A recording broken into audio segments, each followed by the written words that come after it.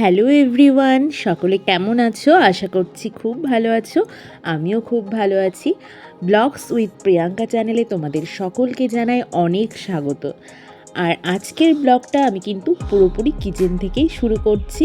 তো সকাল সকাল হাজবেন্ড বাজার করে নিয়ে এসছে, যেগুলো শেষ হয়ে গেছিলো সেগুলো আনতে বলেছিলাম, নিয়ে এসছে। তো সেগুলোই ঠিকঠাক করে গুছিয়ে রাখছি আর কি। তো এই যে প্রথমে হলুদটা ঢেলে নিলাম, আর এবারে জিরেটা নিয়ে এসছে। তো বেশ কিছুটা ঢেলে নিলাম আর কিছুটা রেখে দিলাম। আবার যখন কন্টেনার থেকে ফুরিয়ে যাবে সবটা, তখন আবার ঢেলে নেব। সবজি বাজার, মাছ বাজারটাও হয়ে গেছে।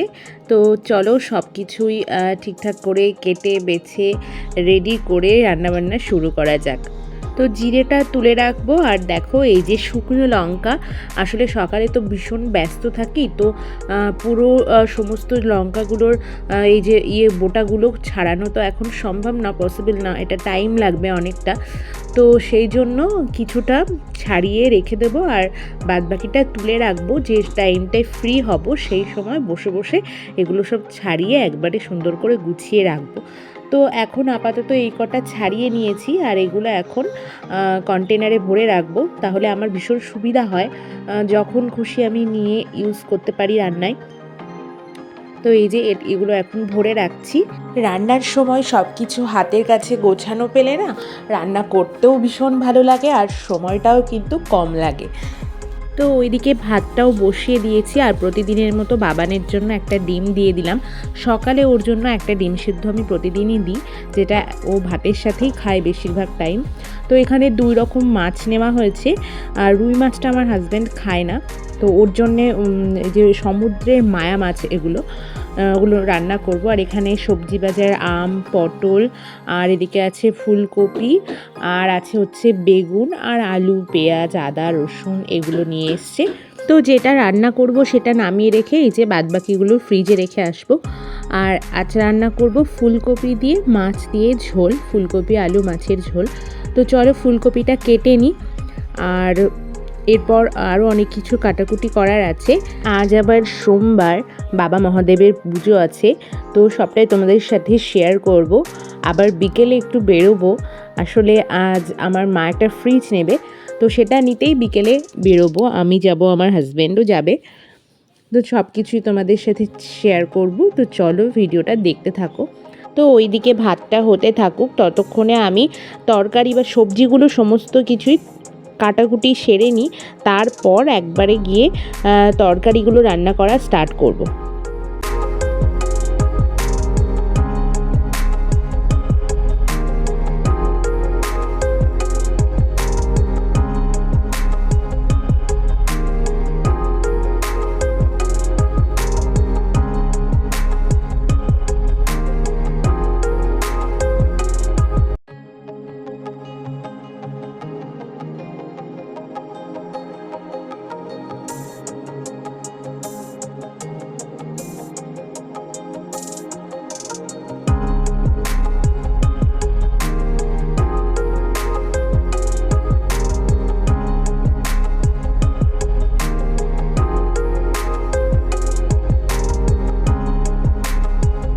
তো ফুলকপি আলুটা তো ওইদিকে কেটে নেওয়া কমপ্লিট। আর এই দেখো আমার হাজব্যান্ড নিচ থেকে কি নিয়ে এসছে। এটা আমাদের বাড়িতেই হয়েছে, পুঁই শাক আর কি। তো পুঁই শাক কিন্তু এটাতে পাতা কিন্তু খুবই কম, একদম নেই বললেই চলে। তো এটাতে তোমরা দেখতে পাচ্ছ পুরো মিচুরি কিন্তু ভর্তি হয়ে গেছে। তো মিচুরিগুলো আমি আলাদা করে ছাড়িয়ে নিলাম, এগুলো এখন ফ্রিজে রেখে দেবো, এগুলো অন্য একদিন রান্না করব। আর ওই যে ডাঁটাগুলো, পুঁই শাকের যে ডাঁটাগুলো আছে, ওগুলো আলু দিয়ে আমাকে রান্না করতে বলেছে আমার হাজব্যান্ড। ও খুব ভালো খায় এগুলো। তো এটা ফ্রিজে রেখে দেবো। আর চলো ডাঁটাগুলো আমি কেটে নিই।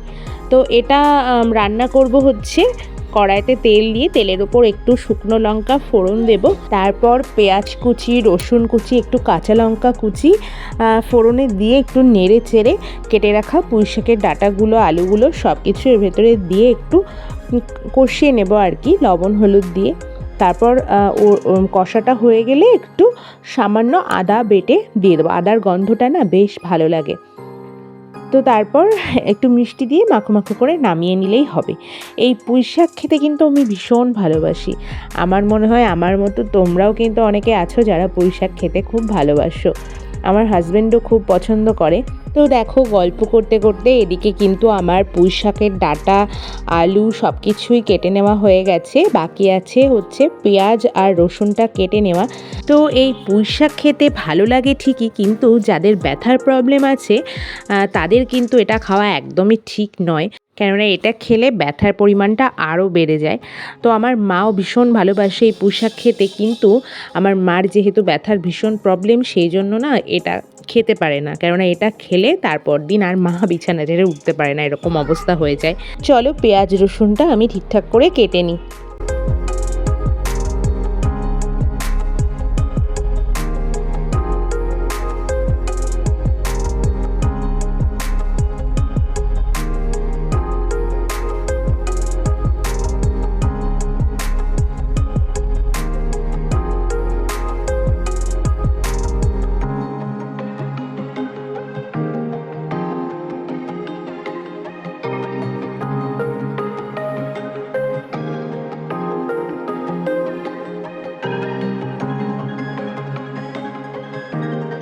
কড়াইতে ফোড়ন দেওয়া হয়ে গেছে, আর এই যে ধুয়ে রাখা পুঁই শাক আর আলুটা আমি কড়াইয়ের ভেতরে ঢেলে দিলাম। একটু লবণ দিয়ে দেবো, একটু হলুদ দিয়ে দেবো, দিয়ে এখন এটা একটু কষিয়ে নেব। শাকে এমনিতেই লবণ একটু কমই লাগে, তো অল্প করেই দেব। আর এই দেখো, এদিকে আমি এখন আদাটাও সুন্দর করে খোসা ছাড়িয়ে নিচ্ছি, নিয়ে একটু কুচি কুচি করে কেটে নেব। আর হামনদিস্তাতে একটু আদাটা থেতো করে নেব। তো এভাবে করলে না আদার গন্ধটা বেশ ভালো যায় আর কি, পুঁই শাকের মধ্যে ছড়িয়ে যায় ভালো গন্ধটা, টেস্টটা ভীষণ ভালো আসে আর কি। আবার অনেকে কিন্তু পুঁই শাকে কোনো রকম বাটনা ইউজ করে না, শুধু পেঁয়াজ আর রসুন ফোড়ন দিয়ে কিন্তু পেঁয়াজ রসুন কাঁচা লঙ্কা এগুলো ফোড়ন দিয়ে কিন্তু রান্না করে, সেক্ষেত্রেও টেস্টটা বেশ সুন্দর হয়। আর এই দেখো, এই হামনদিস্তাটা না আমি অনলাইন থেকে অর্ডার করে নিয়েছিলাম, এটা আমার ভীষণ কাজে লাগে, অনেক দিন হয়ে গেছে নিয়েছি এটা। আর এখন তো বেশি করে কাজে লাগে হচ্ছে বাবানের জন্য, কেননা বাবানের যে সমস্ত তরকারিগুলো আমি রান্না করি সেগুলোতে তো সেরকমভাবে কোনো মশলা আমি ব্যবহার করি না, দিই না ওকে সেভাবে খেতে মশলার জিনিসপত্র, তো শুধু একটু আদা বেটে দিলাম, সেই জন্য কিন্তু এটা আমার ভীষণ কাজে লাগে এখন। তো দেখো, এই যে পুঁই শাকের তরকারিটা আমার হয়ে গেছে, আর এবার হচ্ছে আমি ফুলকপি আলু দিয়ে মাছের ঝোলটা করে নেব। তো ফুলকপি আলুটা ভেজে তুলে রাখলাম, আর ওইদিকে মিক্সিতে একটু আদা জিরে শুকনো লঙ্কা পেস্ট করে নিয়েছিলাম, সেটাই কড়াইতে তেল দিয়ে কষিয়ে নিয়ে ফুলকপি আলুগুলো ঢেলে দিয়েছিলাম, একটু কষিয়ে নেব। আর এদিকে মাছটাও কিন্তু ভেজে নেব। এই যে ফুলকপি আলুর ঝোলটা ফুটে উঠলে তারপর মাছটা দিয়ে একটু লবণ চিনি এগুলো টেস্ট করে নামিয়ে নেব। তো মাছের ঝোল এদিকে রেডি। আর এখন এইদিকে বাবানের জন্য একটু মাছের ঝোল করব, প্লাস আমিও খাবো। তো এখানে রুই মাছ এগুলো একটু লবণ হলুদ মাখিয়ে নিয়েছি, নিয়ে কড়াইতে তেলের ওপরে ভেজে নেব তেল দিয়ে। আর এই যে এখন বাবানের জন্য সবজিগুলো কেটে নিচ্ছি, একটু ফুলকপি রেখেছিলাম ওর জন্য, আর একটু গাজর কেটে নেব। আর হচ্ছে গাজরগুলো একটু সরু সরু করেই পাতলা পাতলা করে কাটবো, তার কারণ হচ্ছে না হলে সেদ্ধ হবে না। আর দেব হচ্ছে একটু আলু দেব, তার সাথে দুটো পটল দেব, একটু লাউ দেব, সমস্ত রকম সবজি, মানে আমার কাছে যা যা সবজি থাকে, যেদিন দেখি সবজিটা একটু বেশি পরিমাণে আছে সেদিন এরকম মাছের ঝোলটা ওকে সবজি দিয়েই বানিয়ে দিই। এই যে একটু কাঁচকলা কেটে দেব, তো এটার টেস্টটাও কিন্তু ভালো আসে, বেশ ভালো লাগে খেতে। তো ওকে একটু বানিয়ে দিই মাঝে মধ্যে আমি এরকম সবজি দিয়ে মাছের ঝোল। চলো সবজিগুলো কেটে নিই।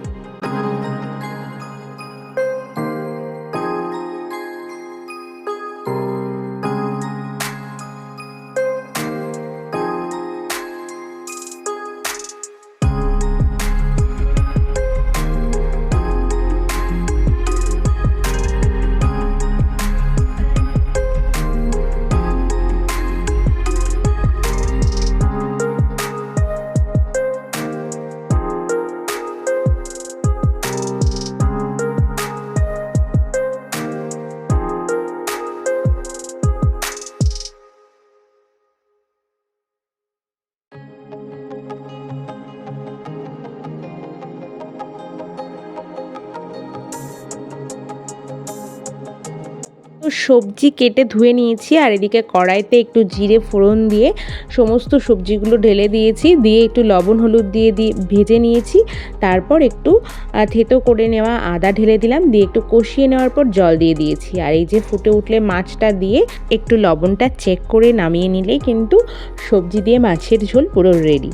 আর এদিকে বাবানের দুধটাও গরম করে নিলাম, ঘোষ দিয়ে গেছে একটু আগে দুধ, তো সেটাই গরম করে নিলাম।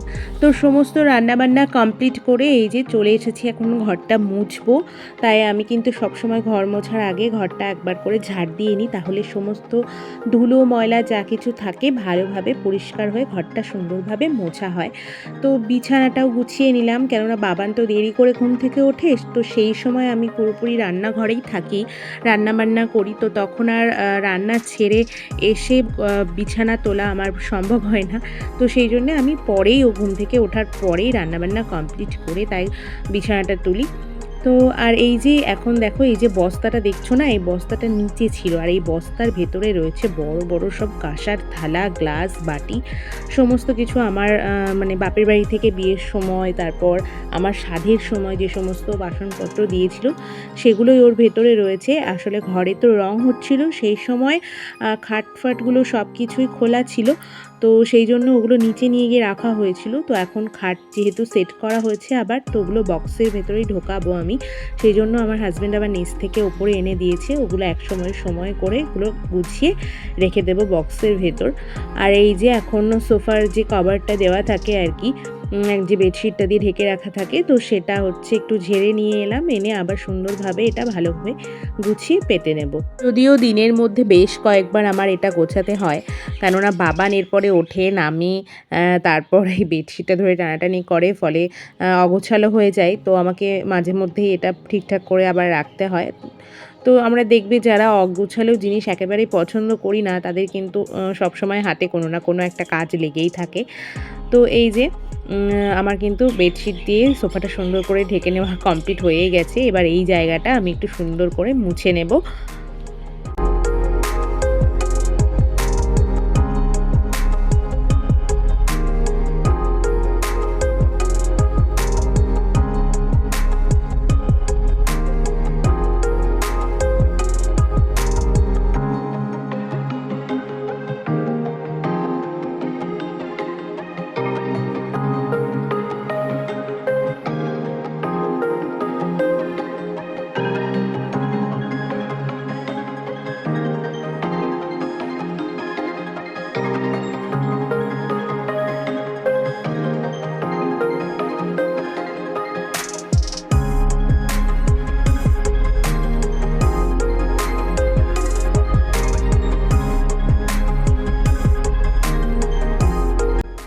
তো ঘর মুছে বাবানকে স্নান করিয়ে আমি নিজে স্নান করে চলে এসেছি ঠাকুর ঘরে। গোপালকেও স্নান করানো কমপ্লিট, গোপালের স্নানটা তোমাদেরকে দেখালাম না। তো এই যে এখন ড্রেস পরিয়ে দিচ্ছি, জুয়েলারি পরিয়ে গোপাল সোনাকে তো আমি প্রতিদিনই সাজিয়ে দিই, প্রতিদিনই একটু সুন্দর করে সাজিয়ে দিই, আমার খুব ভালো লাগে, আর গোপালেরও ভীষণ সাজতে ভালো লাগে। তো এই যে সমস্ত কিছু দিয়ে সুন্দর করে সাজিয়ে দেব। আর তারপর আজ সোমবার বাবা মহাদেবকেও স্নান করাবো, দুধ দিয়ে, গঙ্গা জল দিয়ে, সমস্ত কিছু দিয়ে। চলো তোমরা দেখতে থাকো। আর এই দেখো এগুলো হচ্ছে আমাদের বাড়ির গাছের ফুল, একদিন আমাদের বাগানের সমস্ত ফুল তোমাদেরকে দেখাবো। তো এই যে এখানে যে সমস্ত জিনিসপত্র দিয়ে আমি বাবা মহাদেবকে স্নান করাবো সেগুলোই সব হাতের কাছে নিয়ে রেখে দিয়েছি। প্রথমে ঘি দিয়ে দিয়েছি, তারপর হচ্ছে মধু দিয়ে দিলাম। এবার সুন্দর করে ঘি মধু বাবাকে মাখিয়ে নেব, আর এরপর দুধ দিয়ে স্নান করিয়ে নেব প্রথমে। তারপর হচ্ছে প্লেন ওয়াটার, রোজ ওয়াটার, অগুরু, তারপর গঙ্গা জল সব কিছু দিয়ে আবার সুন্দরভাবে স্নান করিয়ে নেব। তো প্রতি সোমবারই এই কাজগুলো আমি করি আর কি ঠাকুর ঘরে বসে। তো এই যে জল দিয়ে স্নান করিয়ে নিলাম। তো স্নান করিয়ে বাবা মহাদেবকে আবার আসনে তুলে দিয়েছি, আর এই যে এখন অষ্টগন্ধা চন্দনের তিলক পরিয়ে দিচ্ছি। ওইদিকে জল শঙ্খটাকেও গঙ্গা জল আর এমনি জল দিয়ে ধুয়ে নিয়েছি, আর দিয়ে দিচ্ছি ফুল আর একটু তুলসী পাতা। তো এই ঠাকুর ঘরে পুজো করতে কিন্তু আমার বেশ খানিকটা সময় লাগে, প্রতিদিনই প্রায় আমার 1.5 ঘন্টার মতো টাইম আমার ঠাকুর ঘরেই কেটে যায়। তো ঠাকুর ঘরে যেহেতু অনেক ঠাকুর আমার, তো সেই জন্য পুজো দিতেও কিন্তু আমার বেশ খানিকটা সময় লাগে। তো দেখো আমার সমস্ত ঠাকুরঘরের ঠাকুরগুলোকে তোমাদেরকে একটু দর্শন করিয়ে দিচ্ছি। এই যে, আর সুন্দর করে সাজিয়ে গুছিয়ে পুজো দিতে আমি বরাবরই খুব ভালোবাসি। তো সেই জন্য হয়তো সময়টাও আমার একটু বেশিই লাগে। পরিপাটি করে গুছিয়ে সুন্দর করে পুজো দিতে সময় তো লাগবেই বলো। তো দেখো মহাদেবকেও কিন্তু আজ খুব সুন্দর লাগছে, যদিও প্রতিদিনই সুন্দর করে সাজিয়ে গুছিয়ে পুজো দিই। তো পুজোটা কমপ্লিট করে নিয়ে এই যে এখন খাবার দাবার নিয়ে বসে পড়েছি, যদিও আমি একটু পরে খাবো। তো এখানে আমার হাজব্যান্ডকে খাবারটা দিয়ে দিয়েছি, আর বাবানকেও এখন খাবারটা খাওয়াবো, দুপুরের খাবারটা। তারপর আবার বেরোতে হবে একটু। তো সকালে বাবানকে ডিম সেদ্ধ দিয়ে সবজি ভাত দিয়ে খাইয়ে দিই, আর দুপুরে প্রতিদিনই মাছের ঝোল ভাত ওকে দিই। তো এই যে এখন বাবানকে একটু খাইয়ে দেবো, তারপর একটু রেস্ট নিয়ে তাই বেরোবো।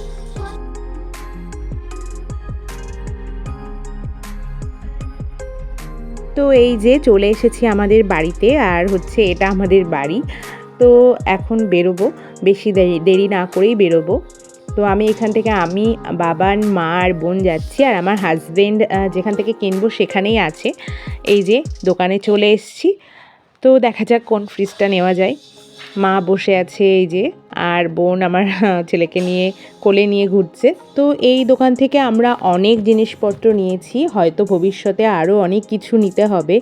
তো এখানকার যে সমস্ত ভাইরা এখানে এই দোকানটাতে থাকে তারাও ভীষণ ভালো। এখান থেকেই আমার চিমনি, কুলার, তারপর ইনভার্টার সমস্ত কিছু এই দোকান থেকেই নেওয়া হয়েছে। একটা ফোনও নেওয়া হয়েছিল এই দোকান থেকে। তো চলো কোন ফ্রিজটা নেওয়া হয়েছে সেটাই তোমাদেরকে দেখাই। এই ফ্রিজটা নেওয়া হয়েছে। আর আজকের ভিডিওটা আমি এখানেই এন্ড করছি। দেখা হচ্ছে তোমাদের সাথে নেক্সট কোনো ভিডিওতে। তো ততক্ষণে সকলে খুব ভালো থেকো, সুস্থ থেকো, সাবধানে থেকো। আর ভালো লাগলে ভিডিওটা অবশ্যই লাইক করো, সাবস্ক্রাইব করে আমার পাশে থেকো। টাটা।